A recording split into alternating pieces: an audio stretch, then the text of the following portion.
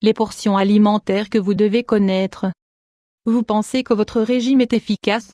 Saviez-vous par exemple que les aliments light ne sont pas recommandés dans le cadre d'une alimentation saine? Nous pensons souvent que les aliments light sont bien tolérés par notre organisme, et nous avons tendance à en abuser. Nous devons garder à l'esprit qu'il est important de bien surveiller la quantité d'aliments que nous mangeons, quels qu'ils soient. L'excès n'est jamais bon, même pour des aliments que nous considérons comme inoffensifs. Pourquoi est-il si important de faire attention à la taille de nos rations alimentaires? Une portion est la quantité d'un aliment que nous consommons lors d'un repas. Il est très important de prendre en compte les portions recommandées, car si nous n'avons pas ces informations, nous pouvons manger en excès ou, au contraire, souffrir de carences. Cela va affecter gravement les nutriments que notre organisme va avoir à transformer. Ceux qui cherchent à perdre du poids sont généralement ceux qui commettent le plus d'erreurs lorsqu'ils calculent leur portion alimentaire.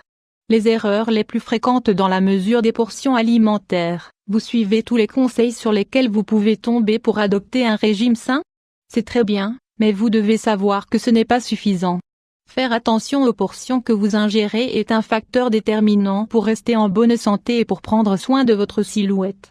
Les céréales, seraient complètes. Il est recommandé de manger entre 3/4 d'une tasse et une tasse entière.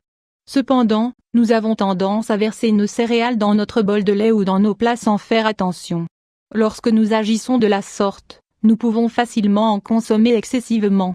Nous mangeons donc souvent 2 portions de céréales par repas et cela sans compter celles que nous allons ingérer en plus si nous allons nous resservir.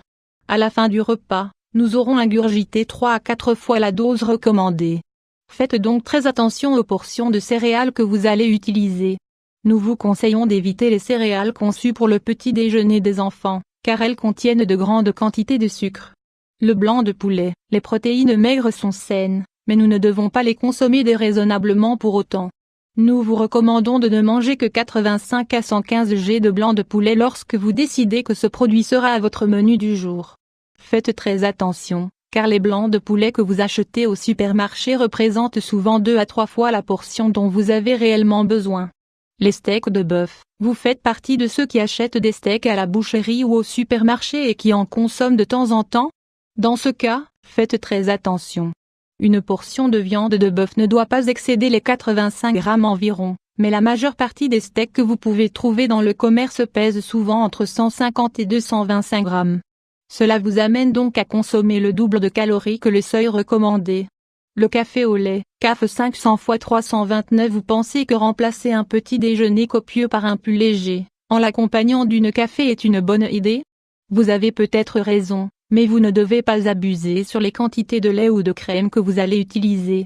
Nous vous recommandons de ne pas excéder une cuillerée de crème par jour. Cela vous paraît peut-être très peu, mais gardez à l'esprit que les crèmes industrielles contiennent des édulcorants, des graisses, des conservateurs, l'huile en aérosol. Lorsque nous commençons à vouloir perdre du poids et à manger de manière plus saine, nous finissons souvent par abandonner le beurre et par réduire notre consommation d'huile végétale. Nous savons tous que ces 2 produits ajoutent des calories superflues à tous nos plats. Pour mieux maîtriser leur consommation, certaines personnes achètent des huiles en aérosol. Seulement, quand la portion recommandée est un 4 de seconde de pulvérisation, la majorité des gens laissent leurs doigts appuyés sur le bouton pressoir pendant 6 secondes. C'est l'un des premiers aliments que vous devez ajouter sur votre liste noire.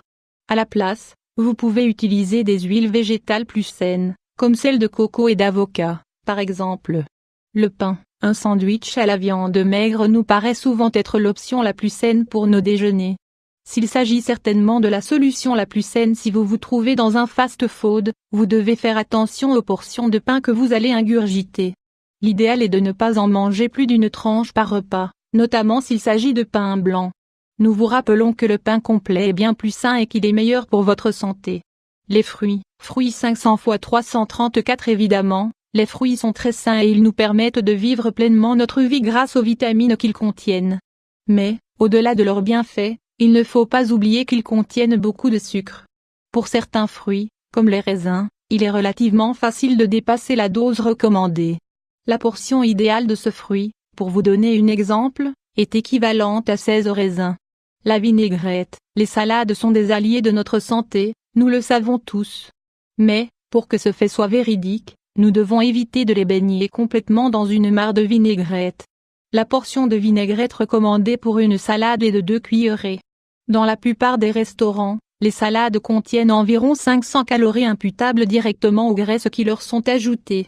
Vous devez également prendre en compte que faire attention à vos portions alimentaires, ce n'est pas seulement lire les conseils sur les étiquettes des produits que vous achetez.